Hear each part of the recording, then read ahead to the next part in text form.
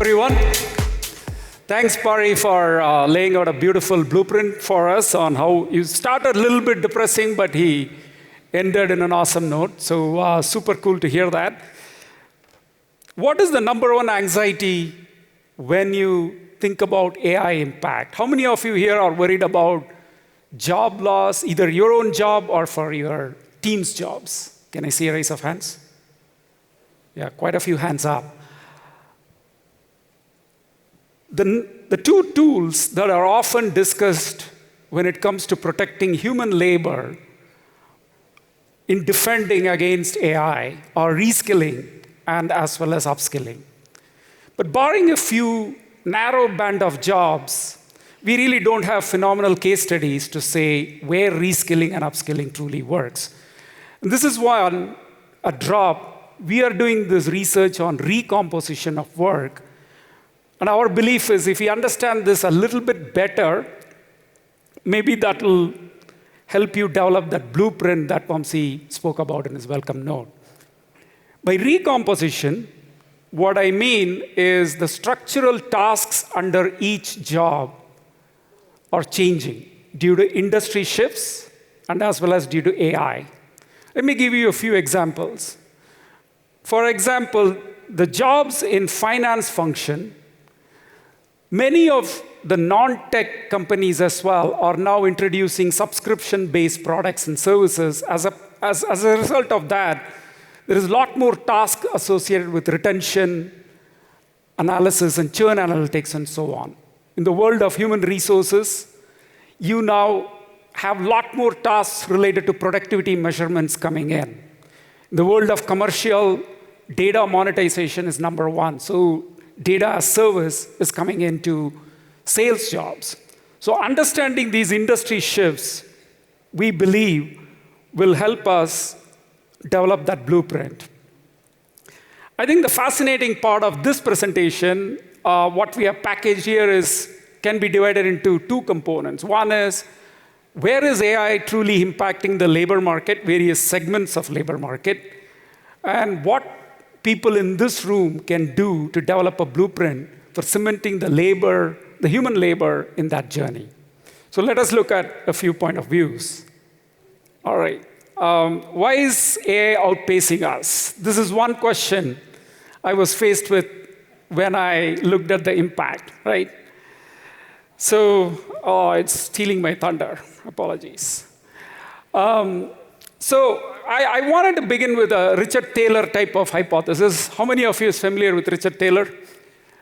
So he's a top economist who does a lot of thought experiments. And the thought experiment I engaged is, what are the the foundational hypothesis is perhaps we humans either do not like the tasks that are in the jobs, or we are not good at some of the tasks that our job asks us to do. This is the grounding hypothesis with which I began the study.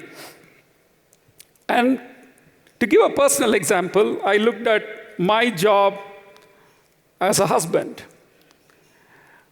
So this is not the job description I got when I signed up for this job, but over time, over 20 plus years, I have gathered a lot of tasks taught by my wife, remembering birthdays, remembering anniversaries, picking up the trash, reading subtle hints. I can share this template with you so you can model your task and see. But when I started giving grades to myself, I excel in a few tasks. I'm terrible at many tasks, right?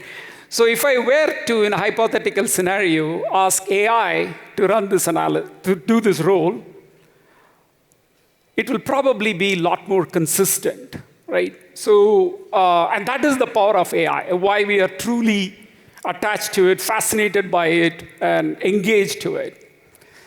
The other dimension of AI is how it makes us feel that we are a lot smarter than who we are. Like, because we can actually take an idea, maybe it came in our dream or when we woke up, we somehow have one nascent idea, and by guiding AI, we can slowly add wheels to it, almost to a level we can write white papers out of it.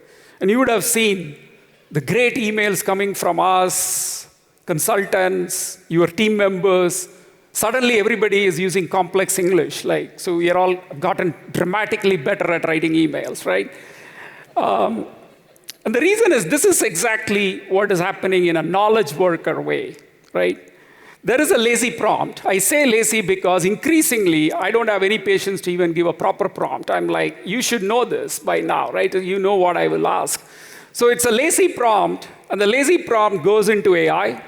And somehow, we go take a coffee break or a bathroom break and then come and see, wow, this has some great, fascinating ideas. That's the initial generation. And then once you see that, you are like, oh my God, maybe my boss will be impressed with what I am about to say. Work more, refine the prompts, verify, get it integrated into your work. And if you are in a great, generous mood, you say source ChatGPT. Otherwise, it's like, I did this all by myself. And then you publish it, right? So suddenly, LinkedIn posts. The one area where we are dominating is LinkedIn posts about AI from India is probably very high, Pari. So I think this type of a workflow, right? This is very important. This makes us feel great. This also brings our ability, our lazy ideas into actual ideas. Now, this guiding, when it happens at scale, we have seen some phenomenal results. So in coding, I'm pretty sure everybody knows about vibe coding, where there is a lot more participation from the team. So there is higher productivity, higher participation rates. We have some metrics we will share later. Dashboards, I'm pretty sure many are happy that dashboards are dying. And we can actually inquire through human inputs and make it more predictive interfaces, right? So that is another great outcome of this guiding. Content creation, collaborative content creation, a lot of what we are showing here, a lot of what you are writing, publishing papers, all that is collaborative AI generation. Fantastic outcomes have already come out of this guiding process that we have learned. And this has been a subconscious learning. Nobody actually trained us to learn all this. We've been learning this as we go. We actually did one study where how are high-skilled, high performers handling AI? This is a very small study, met with about 10 financial forecasting, and data forecasting high performers. What we found was AI is truly a force multiplier when it comes to high-skilled, high performers. What I mean by that is where they would use some tools like multiple linear regression. Now they have wider variety of models to choose from, right? They can choose tree models, neural network models, and other models, where they might have studied that in their school, but now they can actually put it to use, write quick code using Google Colab, and test it out, and integrate it, and run models, right? So that has become a lot easier. Another thing that we saw is there is a lot more broader data sets that is available for these analysts. They can now integrate a lot more data sets, and where they had like an initial seasonality adjustment variables, they can now go really deep into that and have fabulous models built. So in some ways, AI is a great boon for high-performing, high-skilled analysts because they're becoming super workers, right? So that is a fascinating experiment result that we got, which tells me that perhaps the mid-skilled, medium-skilled occupations are more at risk. We looked at this one study that was done by ILO. It's a fascinating study where they looked at about 100+ occupations across 113 countries. What they did was they translated all the occupations, all the tasks, and said, where is Gen AI truly going to have an impact? And they said the medium skill occupation and as well as the high skill occupation is where Gen AI is going to have an impact. But because of the example I showed just before, I believe that the medium skill occupation is more under risk. Let me give you a frame of example for this reference, right? So if you say the forecasting analysts that we spoke about are high skilled, the medium skill example could be someone like a claims processing analyst. It's still within the analyst job family, but it is more medium skilled than high skilled by the nature of what they do and components like that. I then observed one very interesting thing. I'm pretty sure we work with a lot of job descriptions, data, and components like that. One of the issues that is plaguing enterprises is there are some jobs that reads beautifully in the job description, but when you go and look at what they are doing, it has either reduced from a high skill to medium skill or routine skill. We have a library of jobs like that, like application developer, for example. It is, in some enterprises, is reduced to managing codification through tickets. Another example that I have studied myself is the HRIS analyst.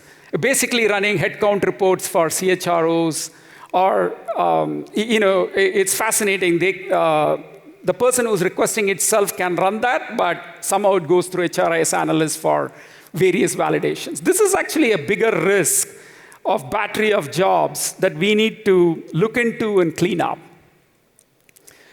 Which brings me to this question that when faced with these problems, and when AI came with all its might, enterprises are viewing these technologies, these models and the infrastructure around that as a completely cure-all aspect to all their problems. AI will cure productivity problems. AI will reduce costs. AI will increase revenue. There is now a huge belief that it will do many of those things. Time will tell what comes true. But our data shows that the velocity of hiring, the overall AI hiring, is dramatically increasing, right? So just in the last year, when we analyze, for every 10 jobs, 3 to 4 jobs is actually either AI jobs or AI-related jobs. So it's almost climbing up exponentially, and we will be interested to see where it ends this year and where it goes from here. Then I started examining where are the vulnerabilities with respect to labor market segments, right?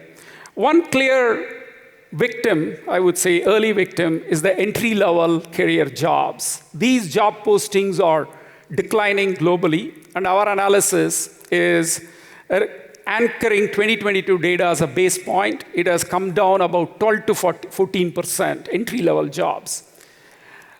And our hypothesis on entry-level jobs seems to be changing, because we used to think that entry-level jobs let people come in, do the routine tasks, let them learn stuff. They can go and deliver something great down the line. Even if they are unproductive for a few months, it's okay.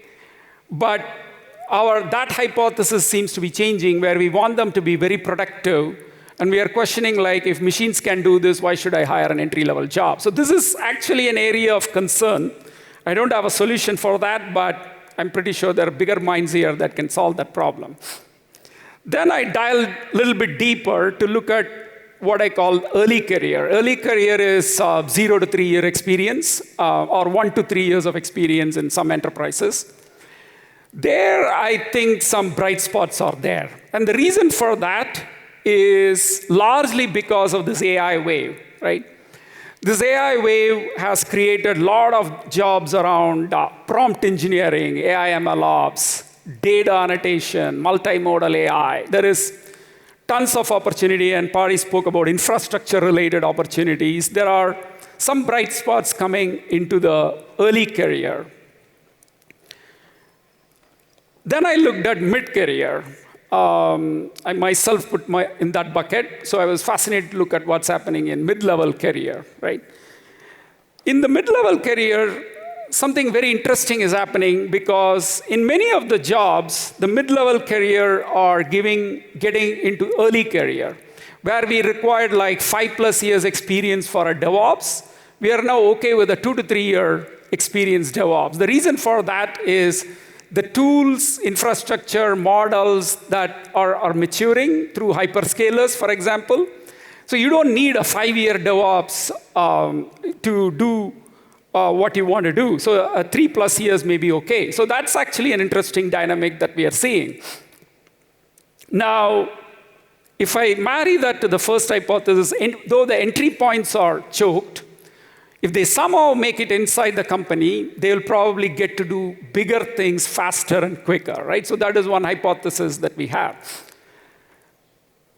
So where does that leave the late career, middle to late careers, right? I think this is where the recomposition is happening.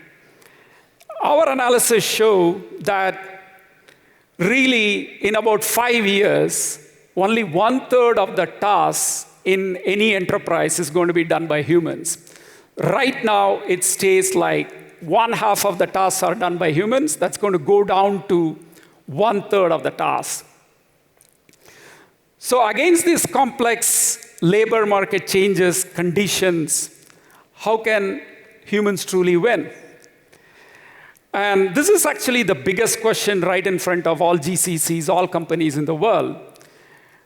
And one approach that we can look into in terms of an anchoring approach could be the agentic future that Pari spoke about.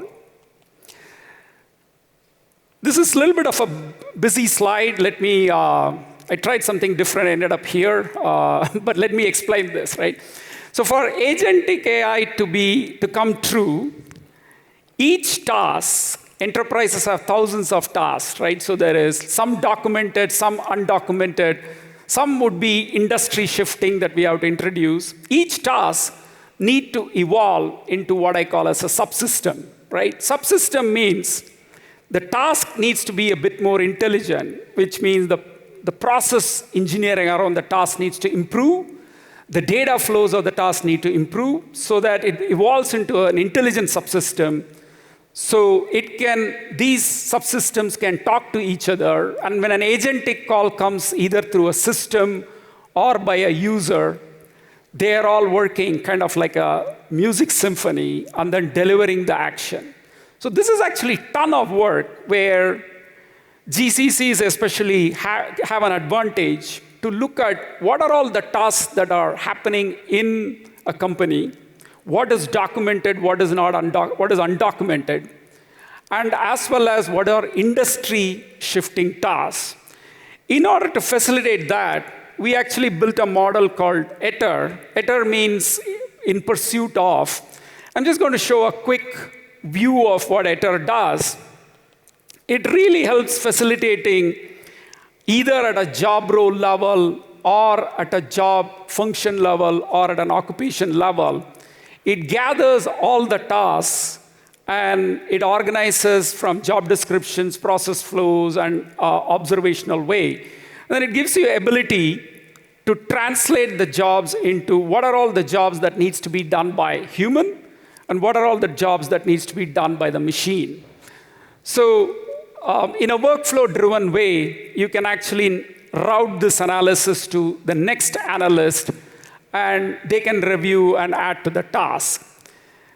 And such a framework will give you an analysis like this, where you can look at some tasks can be done by the machine easily. We call that a directive and feedback. Some tasks where human and AI have to work together, and some domain-specific tasks only humans can do. This is one categorization where we landed in one implementation scenario. So this centralized task library that clearly tells you what humans should do, what machines should do, enables you solve one major problem. You don't want to direct your precious resources, in this case humans, onto a task that machines can do. And then we reverse engineer this task library in a case study with a company to say, how do we create human opportunities using this task library? We created multiple categories of work, emerging new tech, which is, it's talked about quite a bit, prompt engineering, MLOps, and so on. Emerging non-tech, this is not talked about much. This is where you look at experiential learning specialists, because there is a lot more AI tools coming into learning. How do you create jobs as experiential learning specialists, carbon footprint analyst, and so on? The third one is understood reasonably well, augmented enterprise, which means humans are still needed. Let's say, for example, a financial analyst, but they would have to use AI, right? The fourth one is where I spoke about industry shifting tasks. This is, again, humans are required. AI-based drug discovery, for example, right? So you still need humans, but they need to be familiar with a lot of AI models. And finally, the futuristic agentic future, towards agentic future, you need ton of process engineers, task automators, data flow mappers, data annotators, and so on for the agentic future to come true. So when we reverse map this task library, the customer was able to see what is the clear-cut role for the humans. And I walked through this because we talked a lot about creating blueprint. We talked a lot about GCCs being an anchor point for creating the future for humans. So hopefully this helps you think about how to approach this complex problem and address a little bit of the labor anxiety that we have. I know AI gets a lot of bad press when it comes to it being a potential destroyer of jobs, but I actually don't see it that way. Good things are happening with AI. We have some data that shows that the coding participation has dramatically increased. We can learn a lot easier with AI because it does know exactly where you are lagging and helps you with that. And finally, for me, the biggest thing is the inclusivity. Pari spoke about this a little bit. I think AI has enabled people with non-traditional career paths, people who do not have degrees, people who may have different abilities or disabilities come into the system and be part of this workforce. And that, to me, is really a fascinating once-in-a-century opportunity. And that's what I'm excited about. My clicker is once again not working, but you could imagine that slide. It basically says, I'm deeply grateful and thankful for this opportunity. Thanks a lot.